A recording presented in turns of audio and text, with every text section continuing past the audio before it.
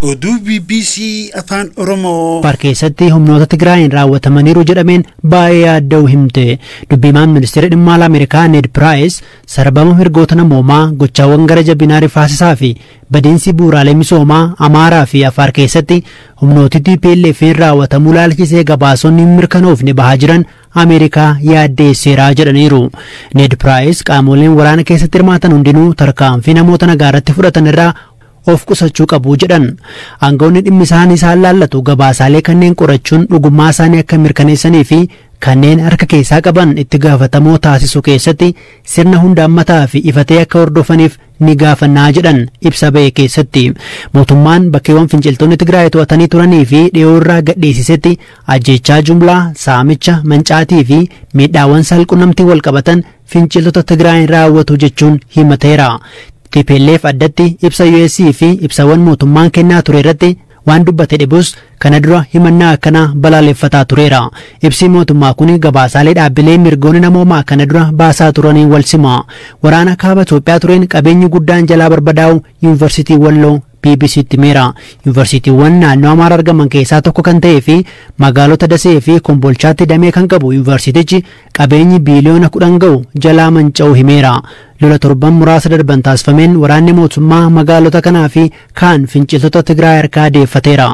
Ta'us miidhaan ga'ee guddaa waan ta'eef deeggarsi gama mootummaa yoo taasifame hojiin baruu fi barsiisuu eegaluu danda'a jedhu pirezidaantiin itti aanaa yuunivarsiitichaa Dr. Amaara Matukku.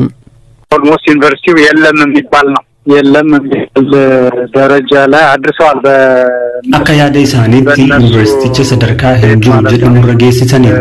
Gamoowwan kolleejjii lama akkasumas laaboraatooriiwwan haalaan miidhamaniiru. Kan barbadaa'anis kan saamamanis jiru. Yoo mootummaan itti amane carraan dhaabbata barnoota olaanoo kana hojii eegalsiisuu ni jira jedhamee amanama. Badiin guddaa yuunivarsiitii keenyarra finciltoota Tigraayin alatti haleellaa diroonii mootummaanis qaqqabee jira. Gamoon lama guutummaa guutuutti barbadaa'eera. Akkasumas galmi guddaan barattoonni itti eebbifaman akkasumas gamoon bulchiinsa yuunivarsiitichaa manca'aniiru. Farnicharoonni, kompiitaroonni manca'aniiru yookaan saamamaniiru. Badii kana furuun yuunivarsiiticha bakka dur turetti deebisuuf gabaa amma jiruun yoo laalle kan yuunivarsiitii Walloo qofa gara birrii biiliyoona 10 ni ga'a. Finciltootni kaampaasii Kombolchaa buufata leenjii isaanii kaampaasii Dasee immoo buufata ajajni irraa kennamu akkasumas bakka wal gahan godhanii turan. የማዘዣ ጣቢያቸውም ፕላስ ስልጠና ቦታ ኮምቦልቻ ካምፓሱን የስልጠና ቦታቸው ነበር ያደረጉት። ፕላስ የደሴ ካምፓሱን ደግሞ የማዘዣ ጣቢያ አድርገው ስብሰባ ቦታም የነበረ ነው ማለት ነው። መንጫቲ ከነ ቦዳ ኤገሬን ዩኒቨርሲቲቻ ማልታ ጀኔ ዶክተር አማረ ጋፈነ ተወሰኑት ትምህርት ዘርፎች ላይ አስቸጋሪ ሊሆን ቢችልም እንኳን laboraatorii ማቋቋም ወርክሾፕ ማቋቋም dameewwan barnootaa muraasa irratti rakkisaa ta'us kutaa laboraatoorii qopheessuun kan yeroo fudhatu ta'us barattoota saayinsii hawaasaa fi kanneen saayinsii biraatiin barnoota laboraatoorii xumuran eebbisiisuun ni danda'ama. Manni kitaabaa miidhaan irra hin geenye kompiitaroota irra gara caalu haadha diiskiitu saamame. Inni yoo bakka buufame firaashonnis yoo bakka buufaman barumsitti deebi'uu hin danda'ama. Damee barnootaa hundaan barattoota fudhachuu hin dandeenyu malee damee barnootaa filatameen barattoota simachuun baruuf barsiisuu gaggeessuun ni danda'ama. Hanga suphamee bakka duriitti deebi'utti yoo eegne hanga waggaa lamaa ol nu duraa fudhachuu danda'a. Keessumaa kanneen saayinsii hawaasaa barataniif eebbaaf jiini lama isaan hafe simannee eebbisiisuun ni danda'ama. እና ተመራቂዎችን ማለት ነው ኦልሞስት የጨረሱ አሉ አንድ ወርና ሁለት ወር የቀራቸው እነሱን ተቀብለን ማስተናገድ የምንችልበት ሁኔታ ይኖራል ማለት ነው።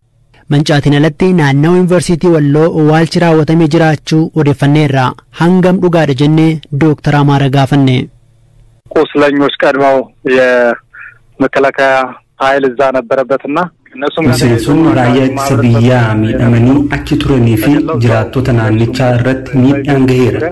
Kunneen ajjeefamanii yuunivarsiitii keessas naannochas reeffi isaanii argamee uummanni awwaaleera. Finciltoonni Tigraay kallattiin mana isaanii seenaa ajjeesan turani. Yuunivarsiitii keessaaf ala kan awwaalaman jiru. Hojiin kana qulqulleessuun yeroo dhiyootti adeemsifama. isa yuunivarsiitii Walloo finciltoota Tigraay himate irratti gama TPLF'n wanti jedhamee hin jiru.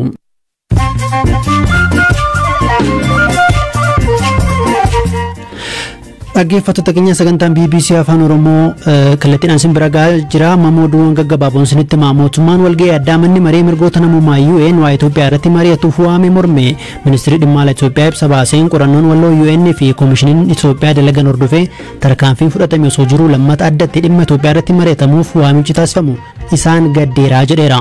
Itoophiyaan ergama siyaasaaf taasifamudha jechuun miseensonni mana marichaa akka irraa hafan waamicha taasifteetti. Obomboleettiin Ameerikaa bulchiinsa Keentaki keessatti mudate hanga ammaatti namoota 64 galaafate. Balaa uumame hordofee maatiin oduu fira isaanii dhabanii dhaga'uuf wayita eeggataa jiranitti barbaachi namoota badanii itti fufeera. Ministeerri muummee Sudaan Abdallaa Hamdook bulchitoota naannolee kanneen ajaja waraanaa biyyattii kan baatiin kololeessa keessa fonqolcha mootummaa gaggeessee tureen muudaman kaasan. Ministeerri muummee Hamdook dabalatee qondaaltonni miseensota mootummaa ce'umsaa garee siivilii hedduun ajaja waraanaa biyyattiin to'annaa jala oolfamuun isaanii ni yaadatama.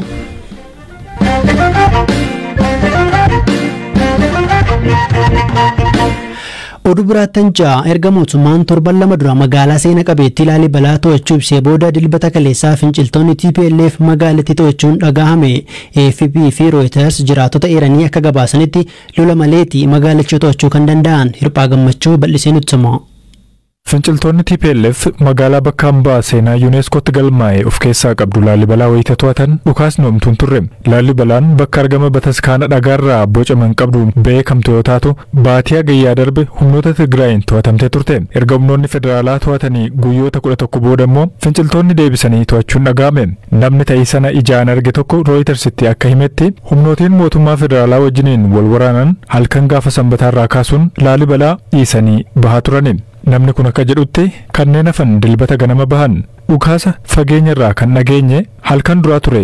Garuu humnoonni TPLF dhukaasa tokko malee deebisanii magaalaa Laalibalaa to'atanii jedhan. Namni kun adda bilisa baasa Tigraay wabeeffachuun AFP'n akka gabaasetti magaalaa Gaashanaa kan dhiyeenya Laalibalaatti argamtu dabalatee deebisnee aleellaa bal'aa gaggeessaa jira jedhan. Dhimma kanarratti hanga ammaatti gama mootummaatiin yaadni kenname humtuun jiru.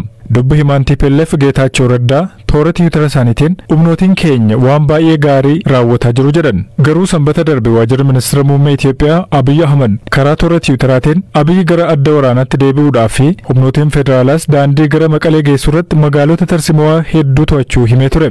Torban darbe jiraatonni Laalibalaa AFP'n dubbise loltoonni TPLF bakka qulqulluu naannoo Amaaraa keessatti argamu kanaaf eegumsa taasisan illee uummata magaalittiif garuu jireenyi rakkisaa ture jedhan. Finciltoonni irra deebiidhaan nyaataa fi bilbila moobaayilii barbaadu akkasumas kuusaa qorichaa hatanii jechuun AFP'n kan gabaase. Jiraataan tokko namoonni baay'een magaalittii gadhiisanii bahaa jiru tarii haaloo ba'uu danda'u jechuun waan yaadaniifi jedha. Duraan yoo Tigiroonni ba'an gammachuu keenya ibsannee turre jedhan.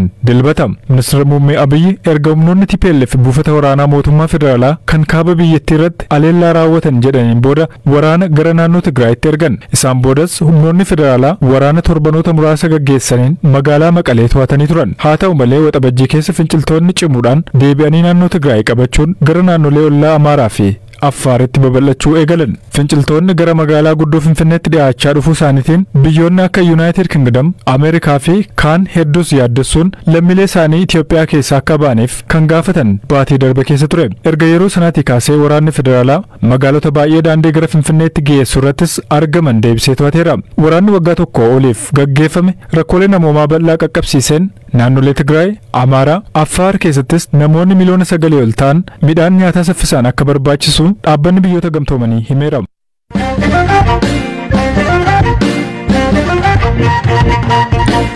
Mee hangam keessantu oolmaa barsiisaa keessanii yaadata? Naqamteetti barattoonni duraanii barsiisaa Abeel Bulchaa kaka'umsa mataa isaaniitiin walqindeessanii oolmaa barsiisaa isaanii gochaan agarsiisan oolmaa barsiisaa yaadachuuf fakkeenyummaa gaariidha. Hojii gaarii dhalootaaf barumsa ta'u barsiisotaaf immoo haamilee dabaluudha. Barattoonni duraanii magaalaa Naqamtee barsiisaa isaaniif konkolaataa birrii 700 ol baastu bitanii kennaniiruu fi kanneen barattoota qindeessan keessaa tokkoo fi yeroo ammaa siivil injiinaringiitiin daandii qilleensa Itoophiyaa keessa kan hojjetu Bizu'aan Tashooma barattoonni 100 irratti hirmaatu BBC'tti hime. Barsiisaa Abeel Bulchaa kan konkolaataa badhaafaman maal jedhu dubbiseera. Ammas isa hojjechaa jira. Tuni torbafite saddeettaffaa keessa jiraan. Sooromatti dhiyaatan jechuudha reemma? Dhiyaadheera gara barsiisaan hin dulloomuudhaan malee dulloomeera. Amma umuriin keessa meeqa jechuudha? Amma umuriin koo 58. Tole akka dhageenyetti barattoonni keessan duraanii walitti dhufaniiti kan isaan konkolaataa isin badhaasuudhaan kan dhageenye. Konkolaataa akkamiiti wanta akkasii kan eegdanii turtan isin? No, anda waan akkasii illee konkolaataa isaanii bitanii biichiidha. Bara birii 750 akkas deema. Konkolaaticha jechuun ta'een ijoollee guddistee dhuma isaanii akkasii nama guddaa ta'anii inni kaan dooktar, inni kaan paayileeta, inni kaan injiinar hedduu kan ta'an immoo leksharoota Ifaa Caasaa Gondor Medical School, Bahar Dar, Addis University, Jimma University, Haromayaa hedduu isaan hin jiru. Vooti dhiitee jedhee badhaasaaf utuu hin ta'in bakka nama guddistee lammiin kee iddoo guddaa akka ga'uuf fedhii hawwii keessa tureeti. Akka ijoolleen herreegasii dandeessuu bakka asirratti amma danda'u hundumaan gargaare. Tole. Kana dura konkolaataa qabdu turtanis? Kanayyuu batanii ta'an kan isaan naafisanii. Yeroo isaan konkolaataa qabu miilaan deemaa. Eessa barsiistu isin? Amma mana tamaarii dhuunfaan hojjedha kanurraa mishinariitii innoveetii fedhu. Boarding innoveetive academy dhuunfaati kan inni hojjechaa jiru. Magaalaa Finfinnee jechuudha. Egaa miindaan barsiisotaan beekama ammatti garuu booda kana fooyyee qaba gaarii ta'uusaa dhageenya. Kana dura garuu barsiisaan qarshii miindaa argatu ol kaatee konkolaataa bitaa wanneedhaan kun ulfaatu mala. Tarii konkolaataa kana oofaatti jirtu moo oofuuf eeyyama baaftaniittu maalitti jirtu? Anillee waan akkasii baruun badaan natti ulfaatu dafeeruma baruu nan danda'a deema yaada oofuus nan danda'a amma. Garuu duraan nama konkolaataa oofuu ni rakkinni bitachuu bakka adda adda jedhee yaadu waan akkasii. Amma barsiisonni baay'ee nama waa'ee mindaaf kaase. Har'ayyuu jireenya barsiisaa mindaadhaan keessa jiraata akka yaaddi. Iddoo fedhe yoo jiraatte qabdee yaajamanii torban labayyuutti sarvaayivii gochuun dandeessu mindaa amma jiru akkuma biyyaatti. Baay'een itti gammada gaafa riizaaltisanii argitu. Kontribuushinii mataa gootii keessa ofii koo amansiisee maqaan jiruu fi. Amma barattoonni keessan duraanii walitti dhufanii konkolaataa bitanii isinii kennaniiru.